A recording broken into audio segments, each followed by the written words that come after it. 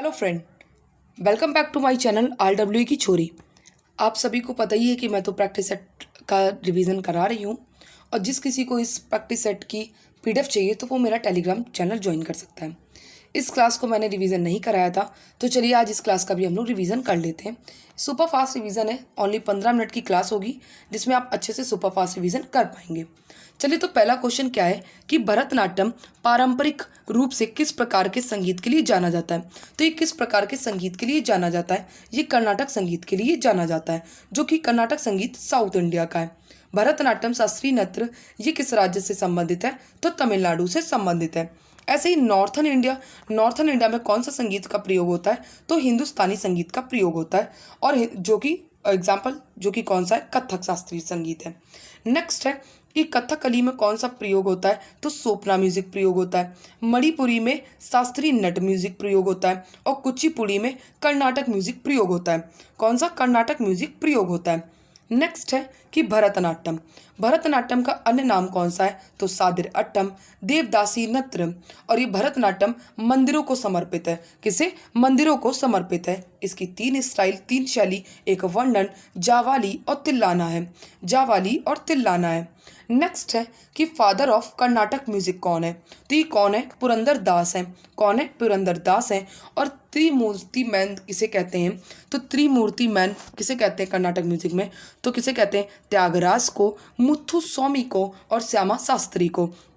और त्रिमूर्ति विमेन किसे कहते हैं? तो MS सुब्बुलक्ष्मी, DK पट्टमल और ML वसंत कुमारी को कहते हैं। नेक्स्ट है कि सबसे पहली संगीतकार भारत रत्न कौन प्राप्त हुई थी? तो किसे मिला था? तो ये सुब्बुलक्ष्मी को मिला था, 1998 में मिला था। कब? 1998 में मिला था। नेक्स्ट है क्वेश्चन नंबर सेकंड क्या है कि मेहरी नृत्य और गोटीपुआ नृत्य ये किस राज्य में किया जाता है? तो उड़ीसा में। उड़ीसा के अन्य नृत्य तो बागा, घंटा मृदंगम, पैका, घुमुरा, डलखाई और संबलपुरी है। नेक्स्ट है कि हरियाणा के नृत्य कौन कौन से हो गए? तो धमाल और मंजीरा हो गया। और यूपी का चरकुला और कजरी हो गया। बिहार का धोबिया और सामा चकेवा हो गया। नेक्स्ट है क्वेश्चन नंबर थर्ड क्या है कि भारती शिवाजी जो कि पद्मश्री इन्हें कब मिला? 2004 में। और ये किस शास्त्रीय नृत्य की कलाकार हैं? तो ये मोहिनी अट्टम की कलाकार हैं। और मोहिनी अट्टम की एक और अन्य कलाकार कनक रेले हैं। कौन है? तो कनक रेले हैं, जिनको पद्मश्री कब मिला? तो 1990 में मिला। कब मिला? 1990 में मिला। ऐसे ही मदर ऑफ मोहिनी अट्टम किसे कहते हैं? तो किसे कहते हैं? ये कलामंडलम कल्याणी अम्मा को कहते हैं। मोहिनी अट्टम के अन्य कलाकार कौन कौन हो गए? तो शांताराम, डॉक्टर सुनंदा नायर, क्षेमवती, पवित्रम और गीता गायक हो गई। कौन हो गई? गीता गायक। नेक्स्ट है क्वेश्चन नंबर 4 क्या है कि दीपावली जो कि हिंदू कैलेंडर के किस महीने में मनाई जाती है? तो ये कार्तिक अमावस्या में मनाई जाती है। ऐसे ही महाशिवरात्रि ये फागुन माह में मनाई जाती है। गणेश चतुर्थी जो कि भाद्रपद में मनाई जाती है। और हनुमान जयंती जो कि चैत्र में मनाई जाती है, चैत्र महीने में। नेक्स्ट है कि हिंदी पंचांग में सबसे पहला महीना कौन सा होता है? तो चैत्र होता है। और अंतिम महीना फागुन होता है। नेक्स्ट है क्वेश्चन नंबर फिफ्थ क्या है? क्वेश्चन नंबर 5 क्या कह रहा है कि 1928 और 1980 के बीच भारत ने कितने ओलंपिक कहते स्वर्ण पदक जीते? तो कितने जीते थे इन्होंने? 8 स्वर्ण पदक जीते थे। पहला पदक इन्होंने 1928 में हॉकी में जीता था, नीदरलैंड में। फिर हॉकी में ही 32 में, 36 में जीता, 1948 में, 1952 में, 1956 में, 1964 में और 1980 में लास्ट गोल्ड जीता था इन्होंने हॉकी मॉस्को ओलंपिक में इन्होंने जीता था। नेक्स्ट है कि कुल ओलंपिक पदक कितने आ गए हैं अभी तक आए हुए हैं? तो 35 पदक आए हुए हैं। कितने? 35 पदक, जिसमें गोल्ड कितने रहे हैं? 10 और 8 जो कि हॉकी टीम ने जीते थे। और 2 गोल्ड में पहला गोल्ड अभिनव बिंद्रा ने जीता था जो कि बीजिंग ओलंपिक 2008 में शूटिंग में जीता था। और दूसरा गोल्ड नीरज चोपड़ा ने जैवलिन थ्रो में जीता था। 87.58 मीटर के दूर वाला इन्होंने फेंका था। फिर 1928 में हॉकी में कैप्टन कौन थे? तो जयपाल सिंह मुंडा थे। 1936 में कौन थे कैप्टन? तो ध्यानचंद थे। 1948 में किशन लाल थे। कौन थे कैप्टन? तो किशन लाल रहे। और 1980 में वासुदेव भास्करण रहे। कौन रहे? तो वासुदेव भास्करन रहे। नेक्स्ट है कि 2021 में हॉकी में ओलंपिक में क्या जीता है? तो हॉकी में इंडिया ने ब्रॉन्ज जीता है और 41 साल के बाद कोई मेडल या इन्होंने प्राप्त किया था। नेक्स्ट है क्वेश्चन नंबर 6। क्वेश्चन नंबर 6 क्या है कि ओलंपिक पदक जीतने वाला पहला भारतीय एशियाई टेनिस खिलाड़ी कौन है? तो लिएंडर पेस, जो कि 1996 में अटलांटा ओलंपिक में इन्होंने कांस्य पदक जीता था। ऐसे ही पहला ओलंपिक पदक किसने जीता? तो 1952 में हेलेंस्की में कुश्ती में केडी यादव ने जीता था, कांस्य जीता था। और पहला रजत पदक किसने ओलंपिक में जीता? तो 2004 में एथेंस में राजवर्धन सिंह राठौड़ ने जीता था। नेक्स्ट है क्वेश्चन नंबर 7। क्वेश्चन नंबर 7 क्या है कि इंडियन सुपर लीग जो कि फुटबॉल से संबंधित है, फुटबॉल की चैंपियनशिप है, जो कि इस्टेब्लिश कब हुई थी? तो 2013 में इस्टेब्लिश हुई थी और पहली प्रतियोगिता 2014 में हुई थी। एथलेटिको दी कोलकाता जीता था। नेक्स्ट है क्वेश्चन नंबर 8। क्वेश्चन नंबर 8 क्या है कि राष्ट्रीय बालिका दिवस कब मनाया गया? तो ये 24 जनवरी को मनाया गया। कब? 24 जनवरी को। 5 जून को विश्व पर्यावरण दिवस मनाते हैं और 10 दिसंबर को हम लोग विश्व आत्महत्या रोकथाम दिवस मनाते हैं। 12 मई को हम लोग विश्व नर्स दिवस मनाते हैं और ऐसे ही 9 जनवरी को प्रवासी भारतीय दिवस मनाते हैं। 12 जनवरी को राष्ट्रीय युवा दिवस मनाते हैं और 25 जनवरी को राष्ट्रीय मतदाता दिवस मनाते हैं। 26 जनवरी को इंटरनेशनल सीमा शुल्क दिवस मनाते हैं और 12 जनवरी को ही स्वामी विवेकानंद जी का जन्म हुआ था 1863 में। और क्या कहते हैं, मृत्यु कब हुई थी? तो 1902 4 जुलाई को इनकी मृत्यु हुई थी। 9 जनवरी 1915 को क्यों हम लोग मनाते हैं प्रवासी भारतीय दिवस? क्योंकि इस दिन भैया गांधी जी आए थे। कौन आए थे? गांधी जी आए थे। और कहाँ से आए थे? तो अफ्रीका से आए थे। नेक्स्ट है क्वेश्चन नंबर 9। क्वेश्चन नंबर 9 क्या है कि 1921 से लेके 1951 तक जो काल रहा है, इसमें स्थिर जनसंख्या वृद्धि काल कहा जाता है इसको। और 1921 को महान विभाजक वर्ष कहा जाता है। 1911 से लेके 21 तक 0.31% निगेटिव ग्रोथ रेट रही है और सर्वाधिक जनसंख्या वृद्धि दर 1967 से लेके 71 तक रही है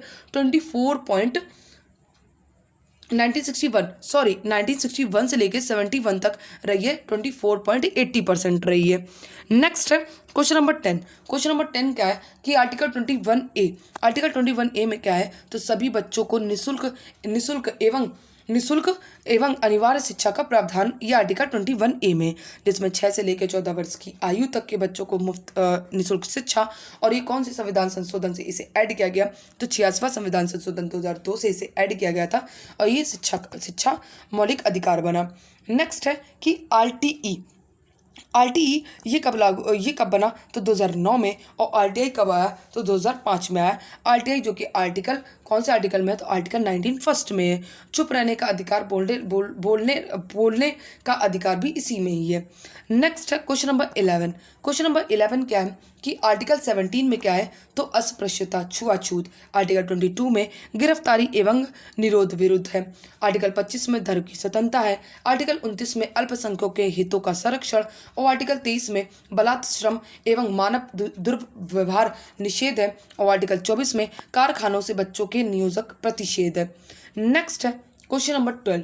क्वेश्चन नंबर 12 क्या है कि आर्टिकल 16 में क्या है? आर्टिकल 16 सब क्लॉज 4 में कि पिछड़े वर्गों के लिए आरक्षण का प्रावधान है।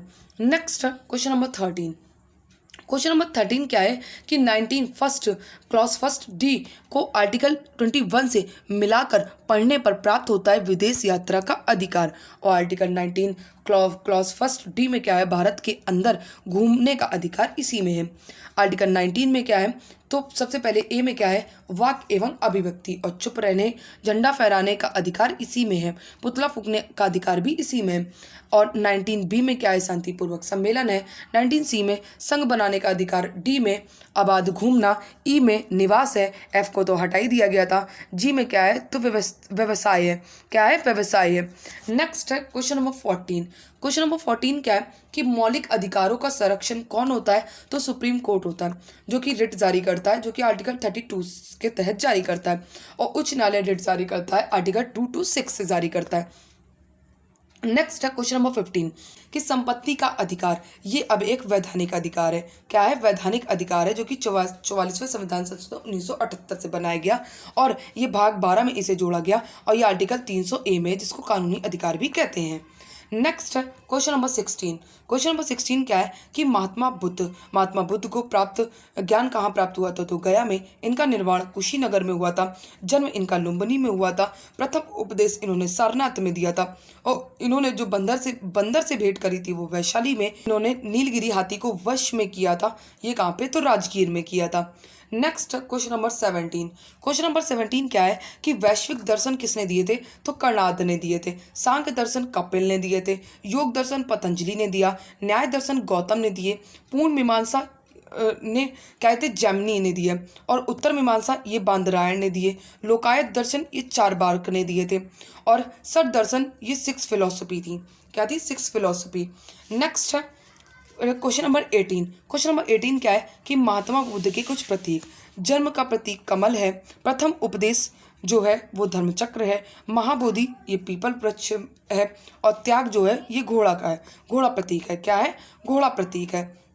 नेक्स्ट है महात्मा बुद्ध जो कि कर किस में विश्वास रखते थे? तो कर्म में विश्वास रखते थे, पुनर्जन्म को मानते थे और निर्वाण प्राप्ति में विश्वास रखते थे। नेक्स्ट है क्वेश्चन नंबर 20। क्वेश्चन नंबर 20 क्या है कि गौतम बुद्ध की माँ जो कि कोलीय वंश की थी, पिता शाक्य वंश के थे। जन्म 563 BC में हुआ, मृत्यु 483 BC में भई। गृह त्याग 29 वर्ष में किया था और ज्ञान प्राप्ति 6 वर्षों के बाद फिर 35 वर्ष में इन्होंने ज्ञान प्राप्त किया था, निर्जना नदी के नीचे किया था और इन्हें द लाइट ऑफ एशिया कहते हैं।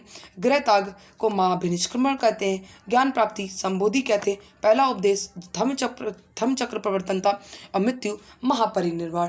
क्लास अच्छी लगी हो तो क्लास को लाइक एंड सब्सक्राइब जरूर करें। और ये 20 क्वेश्चन ही कराए थे सर ने, जो प्रैक्टिस सेट नंबर 6 था उसमें 20 क्वेश्चन ही कराए थे। तो ये 20 क्वेश्चन आपको कैसे लगे, क्लास कैसी लगी ये ज़रूर बताइएगा।